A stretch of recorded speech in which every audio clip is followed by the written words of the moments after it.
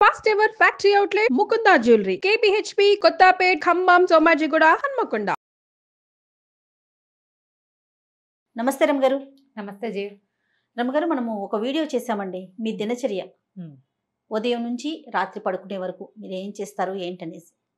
అయితే అందులో పూజ గురించి బ్రీఫ్గా చెప్పారు, పూర్తిగా మాట్లాడుకోలేదు. మరి ఈరోజు అసలు మీరు ప్రతిరోజు చేసే నిత్య పూజ ఏ విధంగా చేస్తారు, ఏం మొక్కుతారు? మొక్కులు మాకు చెప్పరేమో బహుశా. ఏం చేస్తారు రమగారు? ఎట్లా? సాధారణ పూజ చేయాలి. అవునా? అంటే నా పెళ్ళికి ముందుకి పెళ్ళికి తర్వాతకి తేడా ఉంది. మా శాఖలు వేరు. సో అమ్మ వాళ్ళ ఇంట్లో పూజా విధానం ఒక రకం. అందులో రోజు ఆడపిల్లలు ఇంట్లో ఉన్న వాళ్ళందరూ పూజించే విధానాలు అవి తెలీదు. మా అమ్మ దేవతార్చన చేసేటప్పుడు ఏవో స్తోత్రాలు వరుసగా ఆవిడ చదువుకుంటుండేవారు. అవి విని విని విని నాకు దేవతార్చన విధానం అలవాటైంది, బాగా వచ్చింది. కాకపోతే అది దానికి ప్రత్యేకంగా మడిగట్టుకోవాలి, మా పెరమాళ్ళని అందరూ ముట్టుకోరు. మా ఇంట్లో విధానం అది. ఈ అత్తవారింట్లో పూజా విధానం వేరు. అమ్మ వాళ్ళది నిలుబొట్టు, అత్తగారి వాళ్ళది అడబొట్టు. ఓకే. ఈ బొట్టు తేడాతోటి పూజా విధానాల తేడాలు ఉంటాయి. తులసి పూజ అవి మా ఇంట్లో అలవాట్లేదు. మరి మా వాళ్ళల్లో ఎవరైనా చేస్తారేమో. తులసితోటి స్వామిని పూజిస్తాం, కానీ తులసికి పూజ తెలియదు అనమాట. నోములు వ్రతాలు అవి ఉండవు మాకు. పుట్టింట్లో లేవన్నమాట, నోములు ఉండవు. ఈ మన పౌర్ణమి నోములని, వరలక్ష్మి వ్రతము, తర్వాత మంగళగౌరి వ్రతాలు అవి ఏం చెయ్యం మేము. ఓకే. అక్కడ ఉండవు. వాళ్ళకి ఆ సిద్ధాంతం కాదనమాట, వాళ్ళ సిద్ధాంతం వేరుగా ఉంటుంది. అయితే తర్వాత కొంచెం కాస్త మేము పెద్దవాళ్ళం అయ్యాక వినాయక చవితి ఒకటి బాగా చేసుకుంటూ ఉండేవాళ్ళం. తర్వాత వరలక్ష్మి వ్రతం పూజ చేసుకోవటం, లక్ష్మీ పూజే కదా, ఆడపిల్లలకి మంచిదని మా రంగపిన్నో మా ఆండక్కో ఎవరో వాళ్ళిద్దరిలో వాళ్ళు ప్రవేశపెట్టారు. వరలక్ష్మి వ్రతం అప్పుడు మా అమ్మ పూజ, మాకు మా దేవతార్చన అయిపోతే విడిగా మేము ఒక పీట పెట్టుకుని బంగారపు వస్తువు ఏదైనా పెట్టుకుని వరలక్ష్మి వ్రత విధానం పుస్తకం చదువుకుని పూజ చేసుకునేవాళ్ళం. అదే మాకు తెలుసు, అంతకంటే తెలియదు. అత్తవారింటికి వచ్చాక వీళ్ళ పూజా విధానం అవి కొంచెం వేరుగా ఉంటాయి. వీళ్ళకి నోములు అవి ఉన్నాయి. మూగిదానికైనా 3 నోములే అని 3 వేలు చూపించేవారు మా అమ్మగారు. ఓకే. మా వారి నాయనమ్మ, అత్తగారు లేరు కదా, సో మా వారి నాయనమ్మ ఉండేవారు, మా అమ్మగారు ఉండేవారు. 3 నోములు అని వరలక్ష్మి వ్రతం చేయించారు. మంగళగౌరి నోములు పట్టించారు, 5 సంవత్సరాలు చేయవలసింది. తర్వాత ఏమో పువ్వు తాంబూలం పండు తాంబూలం నోము ఒకటి నోయించారు. తర్వాత 16 ఫలాల నోము అదొకటి పట్టించారు అనమాట. వరలక్ష్మి వ్రతం ఏటా చేసుకునేది. క్రమంగా ఇది నేను నేర్చుకున్నా. అయితే ఈ మామగారు అప్పుడప్పుడు ఉంటుండేవారు కానీ రెగ్యులర్గా ఎప్పుడు నాతోటే లేరు, ఎప్పుడైనా వచ్చేవారు. ఆవిడ పూజా విధానాన్ని నాకు నేర్పించేసే ప్రయత్నం చేయలే. నేను చదువుకున్న పిల్లని, సంస్కృతం వచ్చు, పెద్దింట్లో నుంచి వచ్చాను కాబట్టి కొంత ఏదో చేసుకుంటుందిలే అన్నట్టుగా దీపం పెట్టుకోవటం ఒకటే పూజా విధానంగా ఉండేది నాకు తెలుసు అప్పట్లో పెళ్ళైన కొత్తల్లో. ఆయన మావారు సంధ్యావందనం చేసుకోవటము, ఆయన జపం చేసుకోవటం చిన్నతనంలో వాళ్ళకి ఉపనయనాలు చేసేసారు 7-8 ఇయర్స్కే. అప్పటి నుంచి ఆయన వాళ్ళకి బాగా అలవాటు. మా మరుదులు కూడా చాలా బుద్ధిమంతులు ఆ విషయంలో. పొద్దున్నే లేచేసి సంధ్యావందనం చేసుకోవటము, సొంతంగా జపం చేసుకోవటము అది ఉండేది. ఓకే. ఈ పూజ ఏముంది, నేను దీపం పెట్టుకోవటం, 4 పువ్వులు పెట్టడం, ఏదైనా పళ్ళు నైవేద్యం పెట్టడమే చేసేదాన్ని. దీపం కూడా ఆయన ఒకసారి పెట్టేసేవారు, నేను మళ్ళీ అందులో కొంచెం నూనె వేసేదాన్ని, అలాగే చేసేదాన్ని. ఒక 3-4 సంవత్సరాల పాటు వరలక్ష్మి వ్రతం, మంగళగౌరి నోములు, ఏదైనా సత్యనారాయణ వ్రతం చేసుకుంటే అది తప్ప మొదటి 4 సంవత్సరాల పాటు నేను ఏమీ పెద్దగా శ్రద్ధగా చేసింది అయితే లేదు. ఇవన్నీ నిజాలే, ఇందులో దాచేందుకు ఏం లేదు. అయితే 4 ఏళ్ళు మా పెద్ద అబ్బాయికి ఒక ఏడాది ఇంచుమించుగా 1.5 వయసు ఉండగా మా వారికి కొంత పరిచయస్తులు, బహుశా బాబాయ్ గారి ఫ్రెండ్స్, వీరి మామయ్యకి ఫ్రెండ్స్ అనమాట. ఫ్రెండ్ ఒక ఆయన మోహన్ రావు గారు, వారి పేరు తలుచుకుంటేనే చాలా సంతోషంగా ఉంటుంది. ఆయన నాకు చెప్పారు, అమ్మ లలితా సహస్రం చదువుకోండి మీరు. నా పెళ్లి నాటికి నాకు లలితా సహస్రం రాదు. ఇంచుమించు నాకు ఒక 30 సంవత్సరాలు వస్తూ ఉండగాను, ఇంకా రాలేదు, 30 రాకముందే నేర్చుకున్నాను అనుకో. మా పెద్దక్కయ్య లలిత కామ్యం, అందరూ చదవకూడదు అనేది. మా ఇళ్లలో అసలు లలితా శాస్త్రం చదివే పద్ధతే లేదు. అయితే ఒకసారి చెప్పడానికి మొదలుపెట్టింది. మేము ఒక 20-15 శ్లోకాలు నేర్చుకున్నాం. మా అక్కయ్య నోటికి చెప్పేది. అక్కయ్య చదువుకోవటమే, అయితే అక్కయ్యకి చెప్పడం వచ్చు. నేను ఎట్లా చెప్తున్నా అట్లా మా పెద్దక్కయ్య చెప్పేది. నేను, మా చుందు, మా ఆఖరక్కయ్య, మా పెద్దక్కయ్య గారు అమ్మాయి, అట్లా మేము ముగ్గురు. మాకు తొందరగా వస్తాయి, సంస్కృతం ఒకటి ఉంది కదా. ఒక 18 శ్లోకాలు ఏమో 20 శ్లోకాలు చెప్పుకుని ఉంటాం అంతే, అంతకంటే చెప్పుకోలే. ఆయన లలితా శాస్త్రం చెయ్యండి అని చెప్తే ఇక అప్పుడు రోజు చదవటం నేర్చుకోవడం కోసం నేనే సొంతంగా చదువుకున్నా. అందరికంటే నాకు ప్లస్ ఏంటంటే నాకు సంస్కృతం రావటం. వాచా దోషాలు లేకుండా చదవటం వచ్చు. ఆ, ఒక పదాన్ని అక్కడ ప్రింట్లో తప్పుంటే ఈ అక్షరం ఇట్లా ఉండకూడదు, ఇది కాదు అయి ఉంటుంది, పదం ఇది కాదు అని నేను సరి చేసుకోగలను. నాకు డౌట్ వస్తే మా ఐదోకే వసంత, తను PhD సంస్కృతంలో, తనకు ఫోన్ చేసి వసు ఏమిటో ఇక్కడ ఇలా ఉంది, ఈ పదం కరెక్ట్ అంటావా అని అడిగితే మా అక్కయ్య అయినా కరెక్ట్ చేసేది. 4-5 పదాలు మా అక్కయ్య కరెక్ట్ చేసింది, మిగిలినవన్నీ నేనే కరెక్ట్ చేసుకున్నాను. అట్లా లలితా సహస్రం చదవటం అలవాటైంది. రోజు అప్పుడు చదువుకునేవారు. రోజు చదివేదాన్ని. ఇప్పుడు కూడా చదువుతా కానీ అంత అప్పుడు నేర్చుకోవడం కోసం ప్రతిరోజు పెద్ద స్వరంతో, పెద్ద గొంతుగా తన వాయిస్ పెద్దది. ఆ తర్వాత నన్ను ఖడ్గమాల వైపుకి తిరిగింది మనసు. లలిత, ఖడ్గమాల, ఈ 2 దేవి ఖడ్గమాల కూడా అవి చాలా అట్రాక్ట్ చేస్తాయి అన్నమాట. తర్వాత అంటే మా పెళ్ళైన ఒక 10-11 సంవత్సరాలకి మా మామగారు చేసేవారు రెగ్యులర్గా దసరా ఉత్సవాలు 10 రోజులు ఉత్సవాలు చేయటం మా ఇంట్లో అలవాటు ఉంది. మా వారికి ఏదో ఒక ఉత్సాహం వచ్చింది, తను చేద్దాం అనుకున్నారు. అప్పటి నుంచి మొదలుపెట్టి ఇప్పటిదాకా దసరాలు చేస్తూనే ఉన్నాం మేము. దసరా ఉత్సవాల కోసం ప్రత్యేకంగా కలశం పెట్టుకోవటము మా ఇంట్లో ఉంది. నవరాత్రులు చేస్తారు. నవరాత్రులు చేస్తాం. 10 రోజులు పగలు ఉపవాసం, రాత్రి భోజనం, 2 పూట్ల లలిత ఖడ్గమాల ఇవి చదువుకోవటం. నాకు అప్పటి నుంచి త్రిశతి చదవటం అలవాటైంది. ఓహో. లలిత సహస్రము ఖడ్గమాల కంటే కూడా త్రిశతి విపరీతంగా ఆకర్షించింది నన్ను. అది చదువుతూ ఉంటే ఎలా వస్తుందంటే ఒక పూనకం వచ్చినట్టు ఉంటుంది అనమాట. అసలు అమ్మవారి యొక్క ఆవిడ యొక్క శక్తి ఒక్కొక్క పదంలో తెలుస్తూ ఉంటుంది. అర్థం అవ్వటం ఎంత ప్లస్ అంటే, నేను భగవంతుడికి కొన్ని లక్షల సార్లు నమస్కారం చేసుకున్నా. నన్ను ఒక సంప్రదాయ సంస్కృత పండితుల ఇంట్లో పుట్టించి ఈ పదాలకి అర్థం తెలుసుకోగలిగే మాత్రపు ప్రజ్ఞని నాకు పెట్టినందుకు నా పూర్వజన్మ కర్మ ఫలితం వల్ల, భగవంతుడి అపార కృపాకటాక్షాల వల్లే అది కుదిరింది. ఆ పదాల అర్థం తెలిస్తే ఆ శక్తిలోకి మనం ప్రవేశిస్తున్న భావన వస్తుంది. అవునమ్మా, అవును. స్పెల్లోకి మనం వెళ్ళాలి లోపలికి. ఆ వెళ్ళగలిగే అవకాశం లభించింది. అట్లా ఈ లలిత మొదలుపెట్టిన దగ్గర నుంచి నాకు నిత్య గౌరీ పూజా విధానం ప్రాక్టీస్ చేశాను నేను. మా వాడికి, మా పెద్ద అబ్బాయికి 2 ఏళ్ళు అంటే ఇప్పటికి ఇంచుమించుగా ఒక 23 సంవత్సరాల నుంచి నిత్యము గౌరీ పూజ, షోడశోపచారాలు గబగబ గబగబా చేసేసుకుంటా. శుక్రవారం మాత్రం లక్ష్మీ పూజ. ఇది ప్రాక్టీస్ అయింది. అప్పటి నుంచి చేస్తూనే ఉన్నా. మామూలుగా నాకు స్తోత్రాలు అవి చాలా అలవాటున్నాయి. దీంతో పాటు ఇంకొక విషయం ఏం చెప్పాలంటే, సమాశ్రయణం అంటారు వైష్ణవులలో, అదొక విధానం. అంటే శ్రీ వైష్ణవ పూజా విధానంలో ఈ శంఖ చక్రాలు వేస్తారు భుజాల మీద. ఎవరికైనా శ్రీ వైష్ణవం ఇవ్వచ్చు అలాంటివి వినుంటారు కదా. అవునమ్మా. నాకు కూడా సమాశ్రయణం అయింది. నా పెళ్లికి ముందే చేశారు. అప్పుడు స్వామివారు ఒక అవకాశం ఇలా చెయ్యండి అని చెప్తే, మా అమ్మ మా ఇంట్లో ఎవరిదో సమాశ్రయణాలు జరుగుతున్నప్పుడు, నాకు వివాహానికి ముందే జరిగింది. సాధారణంగా వివాహం అయ్యాక చేస్తారు. మరి భగవంతుడు నాకు ఆయన నా మీద చూపించిన అపార కృపాకటాక్షాల్లో అది కూడా ఒకటి. అది అవ్వటం వల్ల నేను ఇంకా వేరే ఏ మంత్రోపదేశము తీసుకోలేదు. అష్టాక్షరి ఉపదేశం నాకు వివాహాత్ పూర్వమే ఉంది. నేను శాఖ మారిన నారాయణమూర్తి నాతోటే ఉన్నాడు. ఆయన నన్ను వదిలిపెట్టలే. ఈ రోజువారీ పూజా విధానం ఇవన్నీ చేసిన ద్వయమంత్రం లేకుండా, అష్టాక్షరి లేకుండా నా రోజు గడవదు. దానికి గురు పరంపర చెప్పుకోవటము, గురు పరంపర చెప్పటం, రూపం ధరించడం, బొట్టు పెట్టుకోవటం, అవి చేయటల వీరు విధానం వేరు కదా. దాని మీద తగాదాలు వాటికి వెళ్ళడం. నారాయణుడు నాతోటి ఉన్నాడు, బొట్టులో ఉండక్కర్లేదని భావించాను నేను. ఇది ఇప్పుడు ఎవరికైనా సమాధానం చెప్పాల్సిన అవసరం కూడా లేదు కదా. మీకు నా సొంత విషయం కదా, నా సొంత విషయం. మా అమ్మ వాళ్ళు పెద్దగా అభ్యంతర పెట్టలేదు. నేను నా అష్టాక్షరి తీసుకున్నా, మా వారికి నేను చేసుకునేది అది నాదే, నేను ఎవరికి చెప్పక్కర్లేదు. ఇప్పుడు ముఖతహా చెప్తున్నాను కానీ తెలుసు వాళ్ళకు కూడా. నేను అష్టాక్షరి చేసుకుంటా తప్పకుండా. ఒక 108 ఖచ్చితంగా మాలతోటి జపం చేసుకున్నాక అప్పుడు వేరే పని చేసుకుంటాను.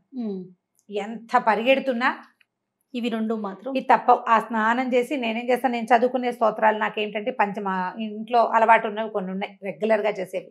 పంచాయుధ స్తోత్రము, తర్వాత ఏమో వెంకటేశ్వర సుప్రభాతము, ప్రపత్తి స్తోత్రము. సుప్రభాతాలు రోజు చదవను, శనివారం మాత్రమే సుప్రభాతం చదువుతా. ప్రపత్తి స్తోత్రాలు రోజువారి గడగడ వెళ్ళిపోతాయి. అవి అలవాటు అయిపోయింది చిన్నప్పటి నుంచి. ముందు నుంచి వచ్చు అవి నాకేంటంటే ఇప్పుడు రావట్లేదు జయ. ఇది వరకు ఎవరైనా 4-5 రోజులు వరుసగా చదివితే తర్వాత నాకు వచ్చేసేవి. మా అమ్మగారు చదివే రామరక్ష స్తోత్రం అవన్నీ మా అమ్మ చదువుకునేది. ఇవన్నీ రావటంతో స్నానం చేసి నేను దేవుడి దగ్గరికి వెళ్ళే లోపల కుదిరితే ఉచ్చేశ్రవంతో పెద్ద సౌండ్, లేకపోతే నోట్లో అయినా వరుసగా గణేష పంచరత్నాలు, తర్వాత ఏమో సుబ్రహ్మణ్యాష్టకము, తర్వాత ఏమో వెంకటేశ్వర కరావలంబము, ఈ 3 లైన్. ఈ 3 చదివాక పంచాయుధ స్తోత్రం. పంచాయతీ స్తోత్రం బాగా చిన్నప్పటి నుంచి అలవాటు, పంచాయతీ స్తోత్రం చదువుకోవటం.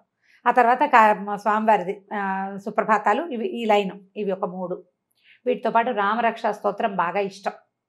రామరక్షా స్తోత్రం, కాలభైరవాష్టకం అప్పుడప్పుడు చదువుతాను. దక్షిణామూర్తి స్తోత్రం చాలా ఇష్టం నాకు.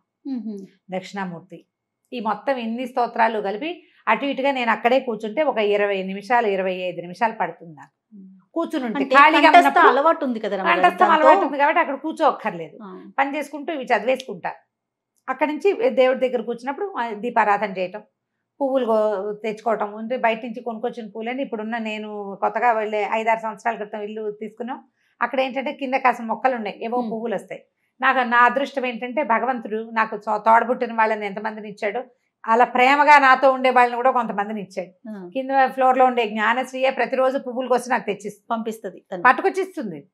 90% తనే తెచ్చిస్తుంది. గ్రేట్. ఒక్కొక్కళ్ళని అట్లా ప్లస్ చేస్తాడు. ప్లస్ పువ్వులు పట్టుకొస్తుంది. ఏమైనా కొన్న పూలు చామంతులు అవి ఉంటే అవి పెట్టుకుంటే పువ్వులు పెట్టుకోవటం, ఈ వరుస లైన్ అంతా చదువుకోవటం. ఖడ్గమాల కూడా చదివేస్తే అక్కడక్కడ ఖడ్గమాలే వెళ్ళిపోతుంది. శుక్రవారాలు నేను ఇంట్లో ఉన్నప్పుడు మాత్రం లలిత కానీ త్రిశతి కానీ చదువుకుంటా. దసరాల్లో పూర్తిగా ఇవి 3 వీటిని అలవాటుగా చదవటం అలా ఉంది. సాయంకాలాలు ఏం చేస్తాను, దీపం పెట్టుకుని ఎక్కువ ఏం చెయ్యను. సాయంత్రం తేలిగ్గా 1-2 స్తోత్రాలు చదువుకుంటా. త్రిశతి సాయంత్రం చదివితే ఏంటంటే పగలు పనిచేసిన అలసటంతా పోతుంది జయ. ఏంటో నాకు అవునా అవకాశం దొరుకుతుంది అప్పుడప్పుడు, రోజు ఉండదు. ఇప్పుడు నేను ఇక్కడ 7:30 అయిపోయింది అనుకో, నా వల్ల కాదు ఇంకా కూర్చోటం. పెందరాళ్ళే వెళ్ళిన రోజున తప్పకుండా చేస్తాను.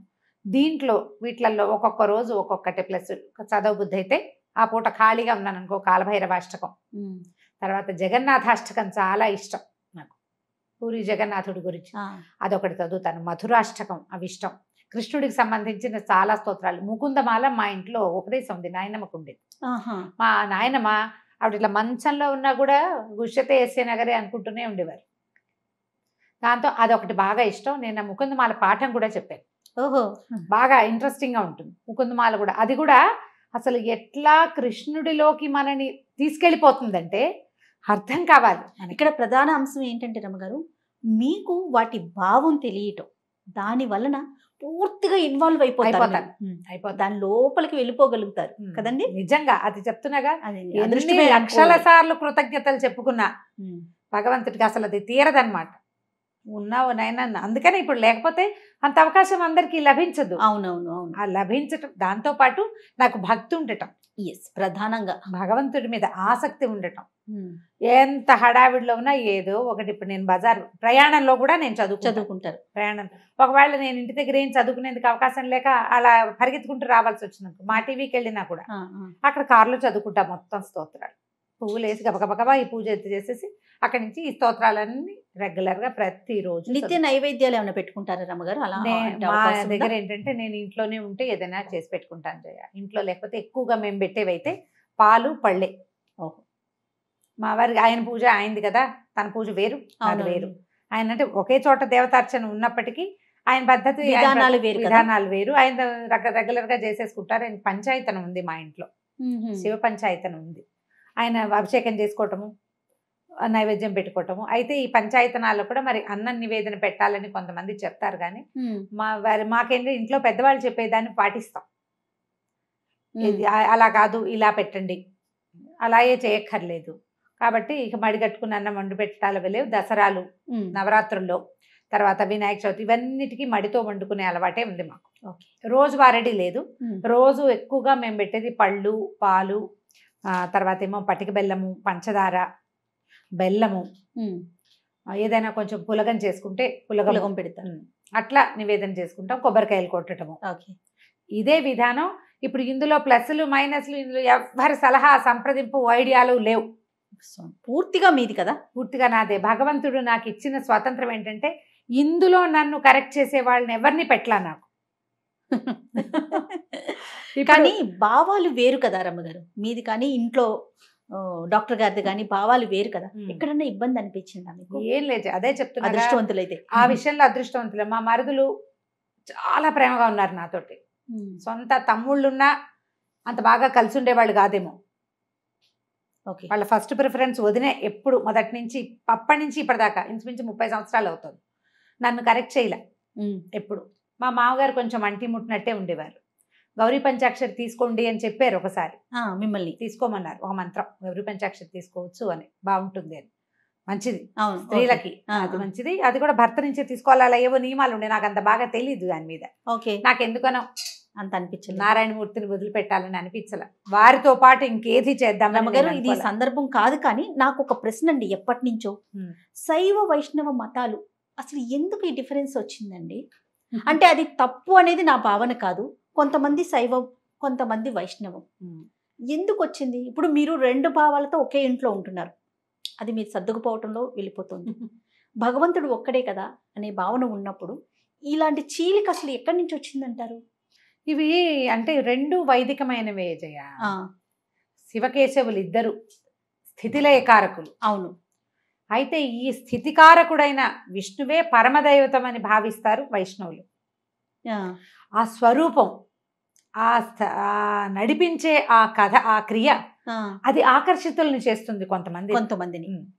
శివుడు లయకారకుడు, ఐశ్వర్యకారకుడు, ముక్తి ప్రదాయకుడు, ఆయనే పరమదైవతమని కొంతమంది భావిస్తారు. నీకు చూడు, ఆ పచ్చటి చెట్టు ఉంటే ఆ పచ్చటి చెట్టు మీద కొంతమందికి దృష్టి నిలుస్తుంది, దాని మీద ఒక గులాబీ రంగు పువ్వు ఉంటే గులాబీ పువ్వు మీదకి కొంతమందికి దృష్టి వెళ్తుంది. ఈ రెండిట్లలో ఏది కరెక్టు? ఎవరి భావన వారిది కదా, వాళ్ళది. దీంట్లో ఏమైందంటే నాదే కరెక్ట్ అనేది తీవ్రత వచ్చేసింది. ఆ భావం కరెక్ట్ అండి, కరెక్టా అంటే మనం చెప్పలేకపోతాం జయ. మనం ఇదంతా మాబ్లో ఉంటుంది, జనాలు గుంపుగా చేరినప్పుడు వాళ్ళ భావాలు ఉంటాయి. నారాయణమూర్తి ఆ స్వరూపము, ఆయన ఆ చెప్పబడుతున్నటువంటి రకరకాల క్రియలు, ఈ దశావతారాలు, ఇవి కాకుండా చెప్పబడే మొత్తం 21 రకాల అవతారాలు, అవన్నీ ఆకర్షితుల్ని చేస్తాయి కొంతమంది. పరమేశ్వరుడు, ఆయన యొక్క రుద్రమూర్తులు, ఆయన యొక్క క్రియాకలాపాలు, సదాశివుడుగా నిరంతరము శక్తితో కలిసి ప్రపంచంలోనే ఉండటము, ప్రపంచ నిర్మాణ శక్తి పరమేశ్వరుడే అవటము కొంతమందిని ఆకర్షితులు చేస్తుంది. భగవంతుడు నాకు ఇచ్చిన వరం ఏంటంటే, నాకు వీళ్ళిద్దరిలో తేడా లేదు. అది ఎంత ఆకర్షిస్తుందో ఇదంత ఆకర్షిస్తుంది నన్ను. నేను లలితలో ఎంత మిళితమైపోతానో విష్ణు సహస్రనామంలో అంత వెళ్ళిపోతాను. విష్ణు సహస్రనామము చదువుకుంటాను, అది రోజువారీ క్రియ. అంటే అంశాలు వేరైనా భావం ఒకటే కదా. ఒకటే, భగవంతుడు ఒకడే. నిన్ను ఆకర్షించే భావాలు 2 వేరు ఉంటే ఒకదాని మీద తీవ్రంగా వెళ్తాం. అందుకని అట్లా వచ్చింది. విష్ణు సహస్రనామం కూడా నా రోజువారీ కార్యక్రమాల్లో ఉంటుంది. కడకడగడ ఏముంది, 7-8 నిమిషాలు పడుతుంది, అది అలవాటైపోయింది. అలవాట్లో చదువుకుంటూ ఉంటాను. ఇప్పుడు ఇది కరెక్టా కాదా, మీరు అలా ఎలా చేస్తారు, లాంటి ప్రశ్నలు ఇందులో కుదరదు. నా ఆసక్తి భగవంతుడి మీద నాకున్న విశ్వాసం అంతే. నేను ఎలాంటి స్వరూపమైనా నన్ను ఆకర్షిస్తుంది. లక్ష్మీ నరసింహస్వామి ఎక్కువ ఆకర్షిస్తాడు. మా పుట్టింట్లో ఉండటం వల్ల మాకేమో ఇలవేల్పు నరసింహస్వామి. నాకు అసలు నరసింహస్వామి విగ్రహం ఎక్కడైనా చూస్తే నాన్నని చూసినట్టు ఉంటుంది. నాకు పరిగెత్తుకుంటూ వెళ్ళిపోతాం, అక్కడ నరసింహస్వామి కనపడ్డంటే మావాడు అంతే, అలాగే అనిపిస్తుంది. మా నాన్నని చూసినట్టే ఉంటుంది. నేనే కాదు, మా ఇంట్లో ఉన్న జనమంతా నరసింహస్వామికి అట్లాగే ఆకర్షితులు అవుతారు. మా చిన్నతనం అలవాటును బట్టి అంతే. మా నాన్న కరావలంబం చదివేవారు, నృసింహ కరావలంబం. అది కూడా నాకు నోటికొచ్చు. మొత్తం మా సమూహం అందరికీ వచ్చింది. కరావలంబం కూడా అట్లాగే ఆకర్షిస్తుంది. ఇంత భక్తి ఉన్నా కూడా నేను కొంచెం ప్రాక్టికల్గా ఉండటమే నా యొక్క భగవంతుడు ఇచ్చిన వరం అనమాట. నాకు ఇన్ని చెప్తున్నారు, ఇన్ని స్తోత్రాలు చెప్తారు, ఇంత పూజా విధానం ఉంది కదా రమ్మగారు, కానీ మీరు మాట్లాడేది ప్రాక్టికల్గా ఎలా చెప్తారంటే భక్తి ముఖ్యం, భావన ముఖ్యం, భావమే ముఖ్యం. భక్తి ఉండాలి, భావం చాలా ముఖ్యం. అది ఉన్నప్పుడే మనస్ఫూర్తిగా పూజ చేసుకోగలుగుతాం. అది 5 నిమిషాల అరగంట అనేది పక్కన పెడదాం, అవకాశాన్ని బట్టి అంతే. రైట్. చాలా బాగుంది రమ్మగారు. నమస్తే. నమస్తే.